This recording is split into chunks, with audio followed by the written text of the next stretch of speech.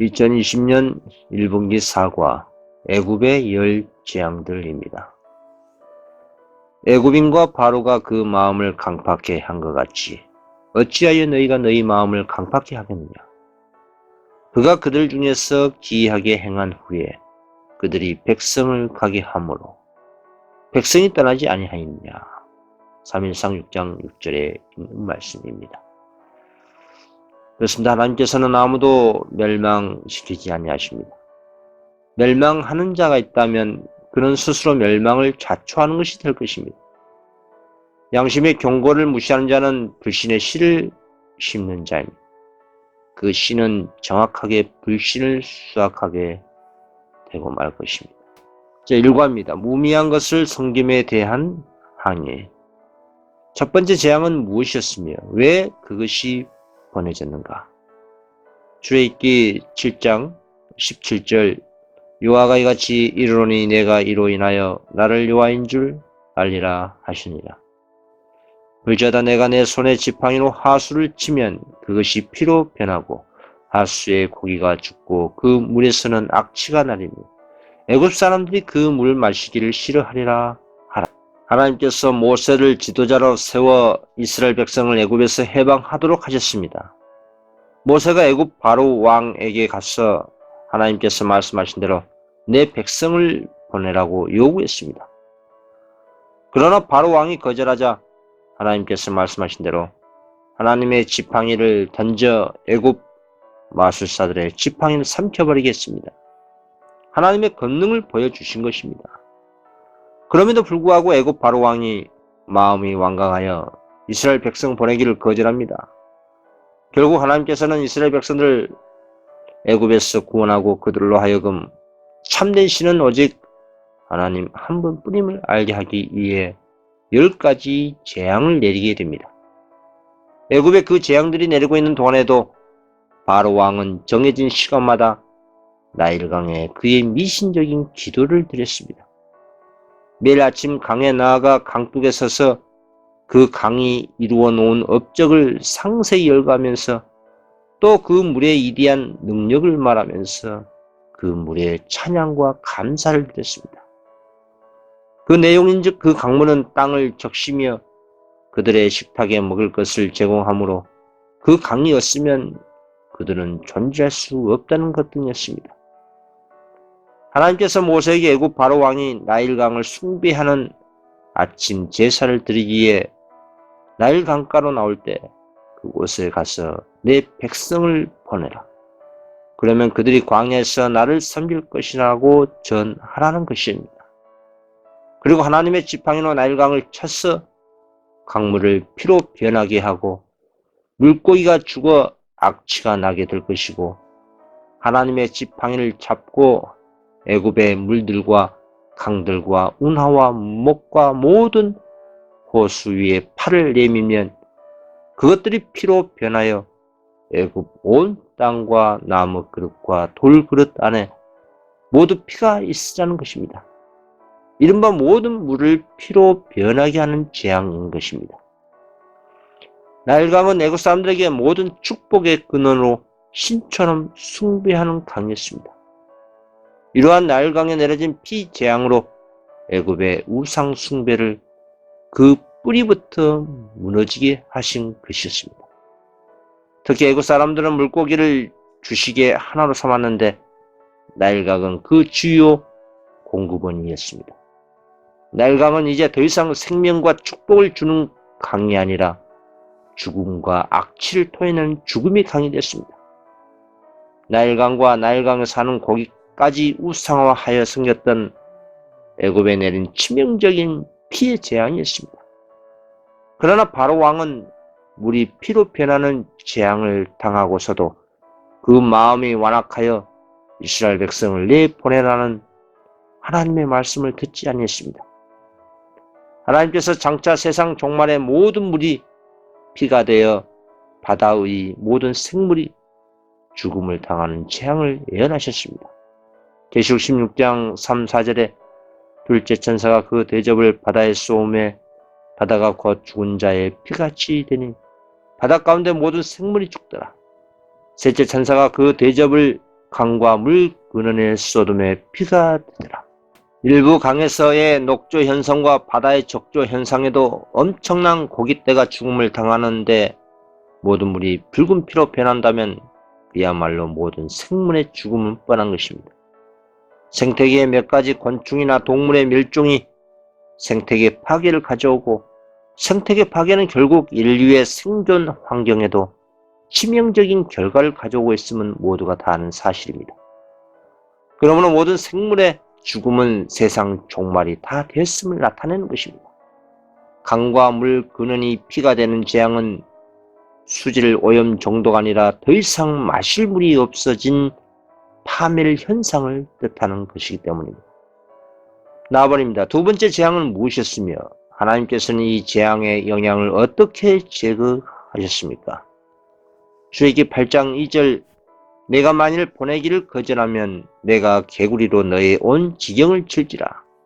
개구리가 하수에서 물이 생기고 올라와서 내 궁예와 내 침실예와 내 침상예와 내 신하의 집에와 내 백성에게와 내 하덕에와 내 떡반죽 그릇에 들어갈지며.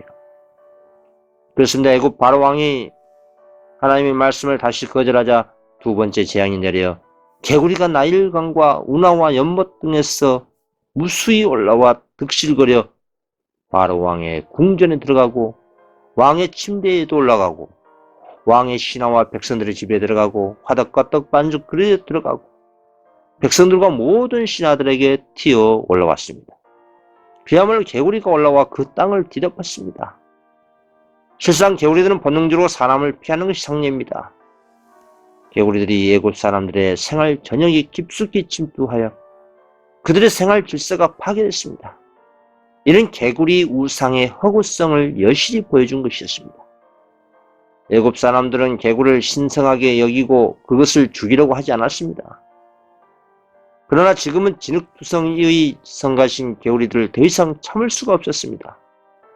하나님께서는 개구리를 일순간에 흙으로 돌아가게 하실 수도 있으셨습니다. 그러나 그렇게 하지 않으신 것은 개구리가 제거된 후에 왕과 그의 백성이 그것을 술객들이 행한 것처럼 마술이나 요술의 결과라고 주장하지 않도록 하기 위해서였습니다. 개구리들은 죽었으며 모인 시체들은 수거되어 무더기로 쌓였습니다. 이 두 번째 재앙은 온 땅을 개구리로 덮이게 한 것으로 그치지 아니하고 그 모든 개구리들이 죽어 악취를 풍기게 했습니다. 이러한 재앙으로 실로 애굽의 우상 종교가 얼마나 어리석으며 얼마나 악취를 풍기는 백해 무익한 우상 숭배인가를 여실히 입증해 보인 사건이었습니다. 다음 5일 소재입니다. 하나님께서는 그분 자신의 소유를 돌보심. 주님께서는 네 번째 재앙의 영향을 받은 사람들을 어떻게 구별하셨는가? 출애굽기 8장 21절 내가 만일 내 백성을 보내지 아니하면 내가 너와 내 신하와 내 백성과 내 집들의 파리떼를 보내리니 애굽 사람의 집집에 파리떼가 가득할 것이며 그들의 거하는 땅에도 그러하리라. 그날에 내가 내 백성이 거하는 곱센 땅을 구별하여 그곳에는 파리떼가 없게 하리니 이로 말미암아 나는 세상 중에 여호와인 줄을 내가 알게 될 것이라 하였습니다. 그렇습니다. 네 번째 재앙은 파리가 가득한 재앙입니다. 이 파리는 열대지방에서 홍수 후에 때를 지어 몰려다니는 활동성 강한 파리를 말합니다. 이 종류는 때를 지어 몰려다니면서 짐승들과 사람에게 달라붙어 무서운 병을 옮기는 지독한 해충입니다. 우리는 파리 몇 마리만 주위에 있어도 귀찮아하는데 파리떼가 온 집과 땅 전체를 가득 채우고 있었던 당시에 애굽에 살던 사람들이 얼마나 괴로움을 당했을지 충분히 상상할 수가 있습니다. 피해 재앙, 개구리 재앙, 이 재앙 등은 애굽 전역에 걸쳐 이스라엘 백성과 애굽 백성 모두에게 내려진 것이었지만 네 번째 파리 재앙은 이스라엘 백성들이 거주하는 곧센 땅에는 내리지 않았던 것입니다. 이 재앙부터는 하나님께서 이스라엘 백성을 구별하여 내리시게 된 겁니다. 이를 통해서 하나님께서는 이스라엘 백성들에게 이스라엘의 구원자가 하나님의 이심을 알리시고자 하신 것이었습니다. 다음 나와버립니다. 다섯 번째와 아홉 번째 재앙에서 하나님께서는 어떤 점을 더 구별하셨는가? 출애굽기 9장 3절 여호와의 손이 들에 있는 내 생축 곧 말과 나귀와 약대와 우양에게 더하리니 심한 악질이 있을 것이며 여호와가 이스라엘 생축과 애굽의 생축을 구별하리니 이스라엘 자손에 속한 것은 하나도 죽지 아니하리라 하셨다 하라 하시고, 다섯째 재앙은 악질 재앙입니다. 네 번째 재앙을 통해 바로 왕이 처음으로 이스라엘 백성을 보낼 뜻이 말했지만 그 마음은 여전히 완강하여 이스라엘 백성 내보내기를 거절합니다. 이에 내려진 재앙이 악질이 돌게 하여 모든 생축이 죽임을 당하게 하는 것입니다. 이번에도 하나님께서는 이스라엘 백성의 생축과 애굽 사람의 생축을 구별하여 악질이 돌지라도 애굽 사람 생축만 죽임 당하도록 했습니다. 당시 애굽 사회에서 생축은 그 집안에서 큰 비중을 차지하는 중요한 재산이었습니다.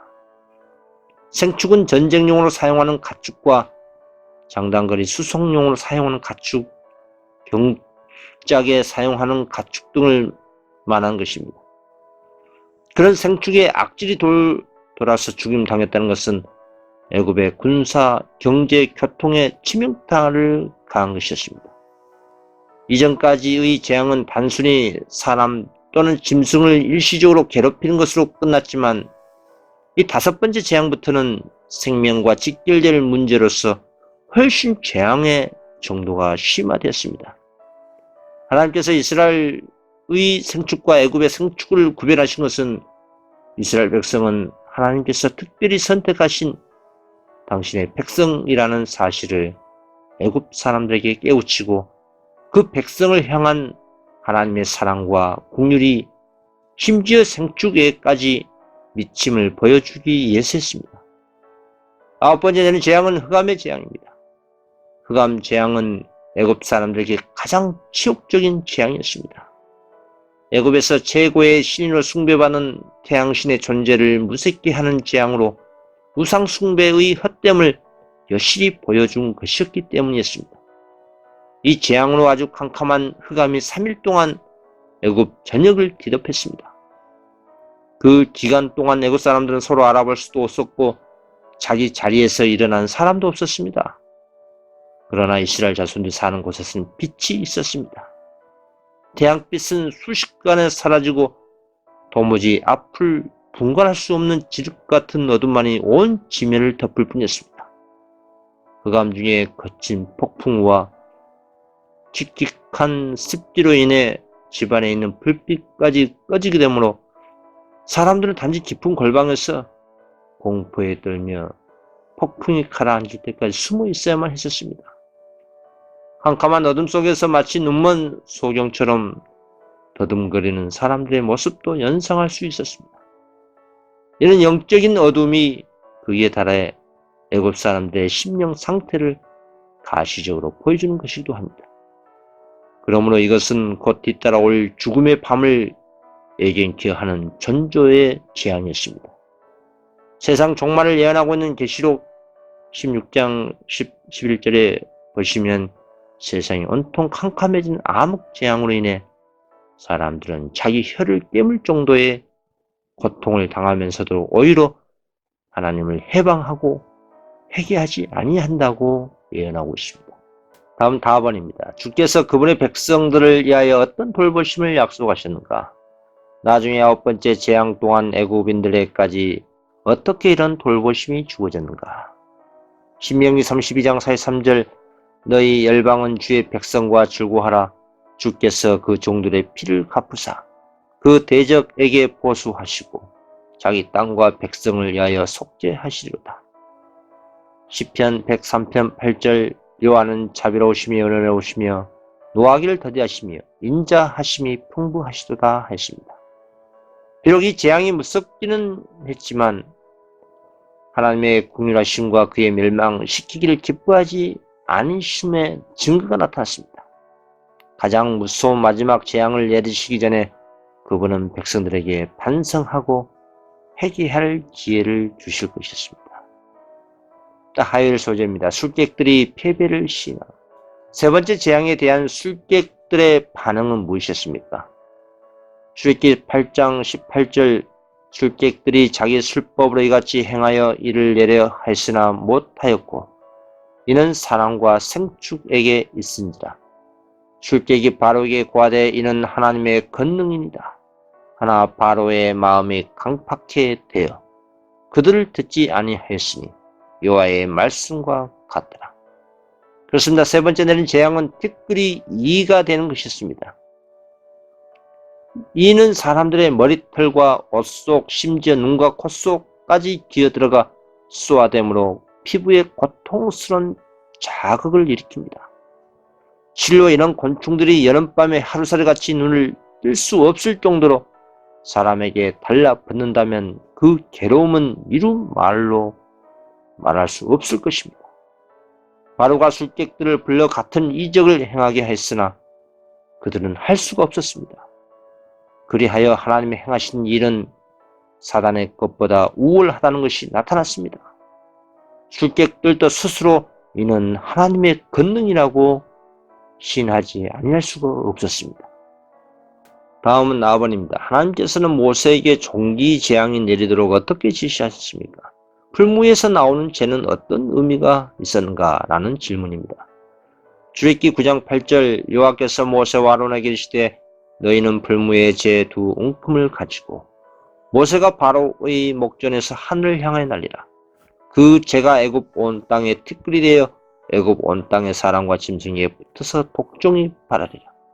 그들이 풀무의 재를 가지고 바로 앞에 서서 모세가 하늘을 향하여 날리니 사람과 짐승에게 붙어 독종이 발하고 하였습니다. 모세는 풀무의 재를 취하여 바로의 목전에서 하늘을 향하여 날리라는 하나님의 명령을 받던 이 행위는 의미심장하였습니다. 400년 전에 하나님께서 연기 나는 풀무와 불타는 등의 상징으로 그분의 백성이 장차 압박당할 것을 아브라함에게 보이셨습니다. 그분께서 그들의 압박자들을 벌하시고 포로들은 큰 재물을 가지고 나오게 하리라고 선언하셨습니다. 애굽에서 이스라엘은 오랫동안 고통의 풀무에서 신음하였습니다. 모세의 이 같은 행위는 하나님께서 그분의 약속을 기억하고 계시며 그들의 해방의 때가 이르렀다는 것을 그들에게 보증하는 것이었습니다. 다음 4번입니다. 종기는 술객들에게 어떤 영향을 미쳤는가? 출애굽기 9장 11절 술객도 독종으로 인하여 모세 앞에 서지 못하니 독종이 술객들로부터 애굽 모든 사람에게 발하였습니다. 모세가 하나님께서 지시하신 대로 화덕에 재 두 웅큼을 가져다 하늘 향해 날리자 애굽 전역에 걸쳐 애굽 사람들과 애굽 사람들의 생축들에 붙어서 독종이 발생하게 했습니다. 이 질병은 고열과 더불어 피부가 붉게 부풀어 오르면서 극심한 가려움 증세와 함께 물집이 생기고 급기야는 화농, 골마서 고름이 흐르는 그런 무서운 피부병이었습니다. 이것은 당시 애굽 사람들에게는 공포의 대상이 되었던 불치 질병이었습니다. 재가 하늘로 뿌려졌을 때에 그 미세한 가루들이 온 애굽 땅에 퍼져 그것들이 앉은 곳에는 어디서든지 부스럼이 시작되어 사람과 짐승에게 붙어서 독종이 발했습니다. 사제와 술객들은 그때까지 바로를 격려하여 완고하게 하였으나 이제는 그들에게까지 미치는 재앙이 왔습니다. 지긋지긋한 고통스러운 질병에 걸리고 그들의 허세는 다만 저들을 멸시받게 할 뿐이었기 때문에 그들은 더 이상 이스라엘 하나님과 싸울 능력이 없었습니다. 술객들이 자신들의 몸도 보호할 수 없는 것을 볼 때에 전 국민은 그들을 믿는 것이 어리석음을 보게 됐던 것입니다. 다음 수요일 소재입니다. 애굽인들이 두려워함. 하나님께서는 애굽 사람들에게 7째 재앙에 관해 어떻게 자비로 경고하셨으며 그 결과는 어땠습니까?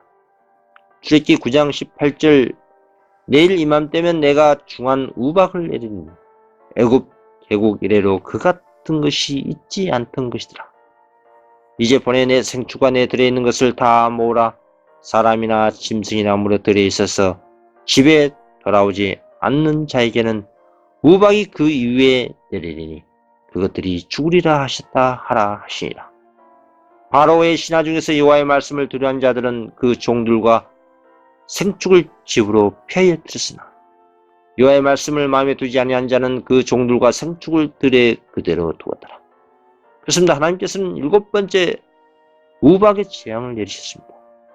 우박 재앙은 단순히 우박 덩어리가 내는 것으로 그치는 것이 아니라 불덩이가 우박과 섞여 맹렬하게 내는 것으로 지금까지 애굽에서 전무후무한 우박으로 사람이나 생축을 막론하고 밭의 채소, 각종 감옥에까지 모든 것들을 치는 재앙이었습니다. 이 재앙 역시 이스라엘 백성이 거주하는 고센 땅에는 내리지 않았습니다. 하나님께서 이 재앙을 통해 그 재앙을 내리신 목적을 분명히 말씀하셨습니다. 내가 이번엔 모든 재앙을 너와 너의 신하와 너 백성에게 내려 온 천하에 나와 같은 자가 없음을 내가 알게 하리라. 내가 손을 펴서 돌림병으로 너와 내 백성을 쳤더라면 내가 세상에서 끊어졌을 것이라. 내가 너를 세웠음은 나의 능력을 내게 보이고 내 이름이 온 천하에 전파되게 하려 하였습니다. 완악하고 강팍한 바로 왕과 애국 사람들을 재앙을 통해 멸망시켰으면 벌써 그렇게 하셨겠지만 그들을 생존케 하신 이유는 바로 온 천하에 나와 같은 자가 없음을 내가 알게 하리라는 것이었습니다. 하나님께서 베푸신 이적의 목적이 하나님은 모든 신 위에 뛰어나신 분이며 만유의 주제로서 역사를 이끌어 가신다는 사실을 우리 인생들에게 알리시기 위함이었습니다. 그리고 바로 왕을 죽이지 아니하고 여전히 애굽 왕으로 세우던 것은 하나님의 능력을 보이고 하나님의 이름을 온 천하에 전파되게 하려 하신다는 것이었습니다. 다음 나와버립니다. 하나님께서 애굽인들에게 메뚜기의 8번째 재앙에 대해 경고하신 후에 바로의 종들은 하나님을 두려워하는 것을 무엇이 보여주는가? 출애굽기 10장 7절 바로의 신하들이 그에게 고하되 어느 때까지 이 사람이 우리의 함정이 되리까? 그 사람들을 보내어 그 하나님 여호와를 섬기게 하소서. 왕은 아직도 애굽이 망한 줄을 알지 못하시나이까 하고 8번째 재앙은 메뚜기가 온 땅을 뒤덮는 것이었습니다. 악질과 독종 우박의 재앙을 통해 군사, 경제, 교통 등 사회 전반에 걸쳐 엄청난 피해를 입고 심지어 생명의 위협과 죽음을 당하는 재앙을 당하면서도 바로 왕과 그 신하들까지도 여전히 완악하여 8째 재앙을 당하게 됩니다. 메뚜기는 초식 동물로서 대량으로 몰려다니며 대량 생식을 하고 또한 바람의 변화에 의해 천문학적인 숫자로 때를 지어 집단적으로 이동하는 그러한 곤충입니다. 그런데 모든 초목을 닥친 대로 먹어치우는 메뚜기 떼의 습격을 받으면 그 피해가 엄청나서 그 지역 사람들은 이를 천벌로 생각했습니다. 요엘서에는 바로 메뚜기 떼의 무서움과 메뚜기 떼에 의한 폐허 모습이 생생히 묘사되어 있습니다. 파종이가 남긴 것을 메뚜기가 먹고 메뚜기가 남긴 것을 늑치 먹고 늑치 남긴 것을 항충이 먹도다. 무릇 취하는 자들아 너희는 깨울지어다. 포도주를 마신 자들아 너희는 고갈지어다. 이는 단포도주가 너희 입에서 끊어졌음이니. 예, 그렇습니다. 바로의 고문들은 기겁하여 놀랐습니다. 국가는 가축이 몰살당함으로 인하여 막대한 손실을 당했고 수많은 백성들이 우박에 맞아 죽었습니다. 살림은 항폐되고 농작물은 못쓰게 되었습니다. 그들이 히브리 사람들의 노동으로 얻은 모든 것을 속히 잃어버리고 있었습니다. 전 국토는 기아의 위기에 몰렸습니다. 바로의 신하들은 이스라엘을 보내어 그 하나님 여호와를 섬기게 하소서. 왕은 아직도 애굽이 망한 줄 알지 못하실까라고 요구하기까지 하였습니다. 다음 다음번입니다. 지금까지 일어난 모든 일을 후에 바로는 어떻게 그가 여전히 모든 이스라엘 백성들을 보낼 의사가 없다는 것을 보여주는가라는 문제입니다. 출애굽기 10장 8절 모세와 아론을 바로에게로 다시 데려오니 바로가 그들에게 이르되 가서 너희 하나님 여호와를 섬기라 할 자는 누구냐? 모세가 가로되 우리가 여호와 앞에 절기를 지킬 것인즉 우리가 남녀노소와 우양을 데리고 가겠나이다. 바로가 그들에게 이르되 내가 너희와 너희 어린 것들을 보내면 여호와를 너희와 함께 하게 함과 일반이라. 삼갈지어다 너희 경영이 악하니라. 그럼 불가하니 너희 남정만 가서 여호와를 섬기라. 이것이 너희의 구하는 바니라. 이에 그들이 바로 앞에서 쫓겨나리라 하십니다.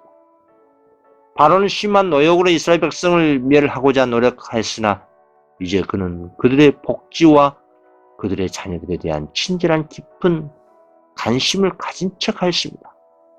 그의 진정한 목적은 남자들을 돌아오게 하기 위하여 부녀들과 아이들을 인질로 붙들려 두려는 것이었습니다. 다음 목요일 소재입니다. 5번 반항은 선택입니다. 하나님의 연속적인 각각의 심판이 바로에게 어떤 영향을 미쳤는가? 출애굽기 9장 7절 바로가 보내어 본즉 이스라엘의 생축은 하나도 죽지 아니하였더라. 그러나 바로의 마음이 완강하여 백성을 보내지 아니하니라.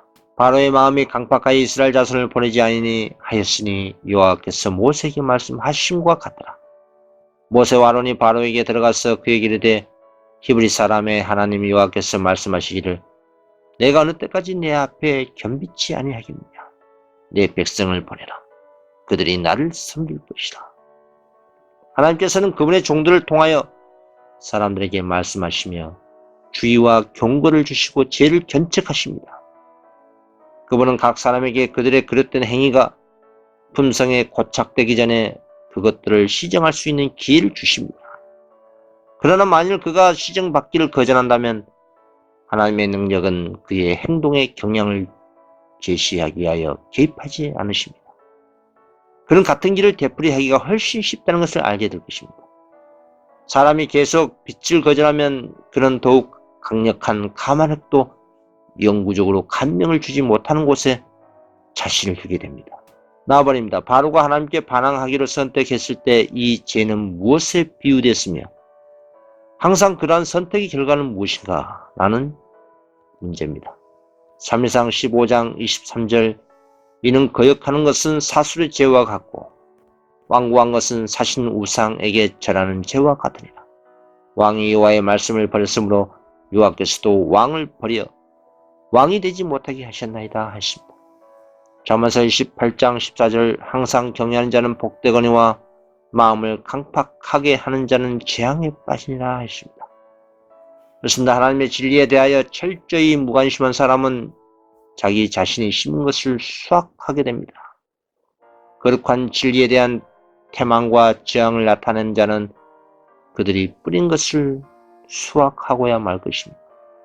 그러나 자기 자신을 끊임없이 살피고 자기의 행위를 계시된 하나님의 뜻을 통하여 밝혀진 모범과 꾸준히 비교함으로써 옳은 일을 행하는 데서 조금이라도 벗어나는 것이 즉시 나타나고 교정될 수 있는 사람은 복이 있는 것입니다. 그런 사람은 성령을 통하여 마음속에 거하는 그리스도께로부터 오는 힘으로 이 경성하는 태도를 지속하고 있기 때문에 복이 있는 것입니다. 죄 가운데로 이끄는 악의 세력과 사단의 존재 때문에 사람은 오직 하나님의 은혜의 도우심을 통해서만 죄에 대적하여 성공적으로 싸움을 칠 수가 있고 이길 수가 있는 것입니다. 이번 성경 교과 공부 마치도록 하겠습니다. 감사합니다.